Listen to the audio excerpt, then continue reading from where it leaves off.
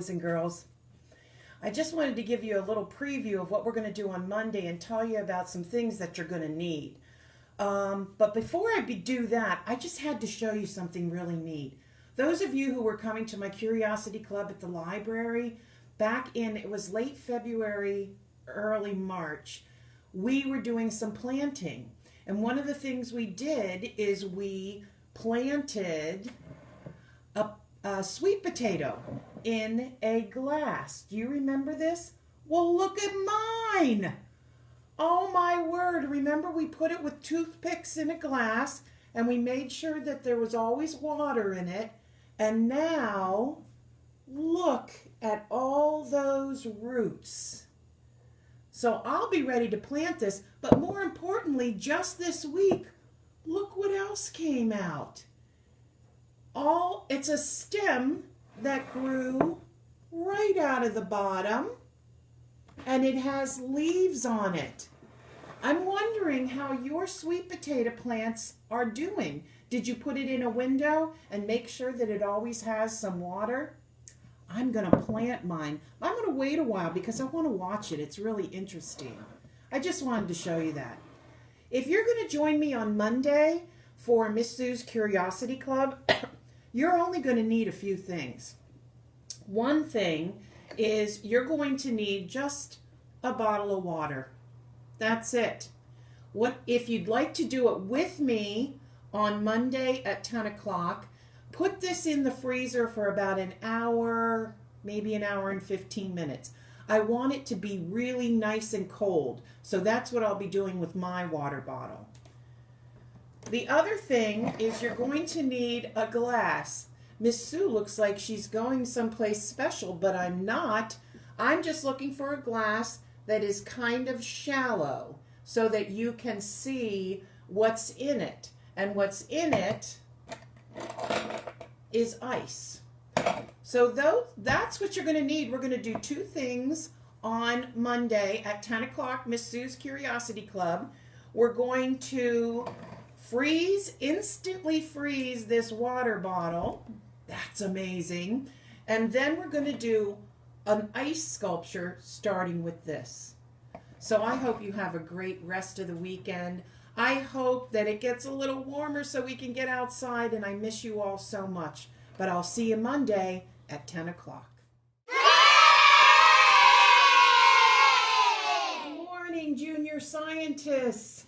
It's time to do some experiments, and today we're working with ice. That's right, we're going to be doing some experiments with ice that you can do at home. The first one we do, I'm going to just set it up because we're going to check it at the very end. But what I have on a plate is one piece of ice, okay? And what we're going to do with that is we're going to take a piece of string and we're going to lay that right across the ice, and I have regular old salt, and I'm pouring that on top of my string, which is on top of my ice. Now I'm going to set that aside for a minute. Just going to set that aside, and we're going to check that at the end. But my first experiment, it's so cool, but I have to tell you a little bit of honesty here. When I was working in my laboratory yesterday, once it worked and once it didn't. Same for all these experiments. But you know what? You need to remember that as a scientist, that's what experimenting is. Sometimes it works and sometimes it doesn't. So who knows? So we're going to keep that in mind as we try these things today. Okay, so the first thing I have is I have just a plain bottle of water that I've had in the freezer for about an hour. Now what I'm going to do is I'm going to crack this on the table and we're going to see it turn instantly to ice. Fingers crossed. Ready? Okay, it's starting. It's starting. You can see it fog up. And it's kind of turning to ice and kind of not. But usually what you can do is maybe it needs to be in another 15 minutes. But what you do, and I've seen it several times and you can check it out online, but you freeze it partially. So like an hour, 15 minutes, you bang it on the table and the whole thing turns to ice. So we're going to set that aside and see how much ice we can actually get in that from doing it. Usually it does it instantaneously, but of course this is a live show and it is Miss Sue and it's Monday morning. So we're going to put that one aside for right now, but we're going to try something different. With a bottle of cold water, we have a glass of ice. And because the cold touches the cold very slowly, we should be able to make a little ice sculpture. If we pour it right on the ice, and it freezes, and a little bit more, and it freezes. I used to do this way back when with candle wax. Did anybody do that? And it freezes. Trying to get this going. Okay. Well, I see a little bit on the top. I don't know if you can. But at one point, I got a sculpture up to here.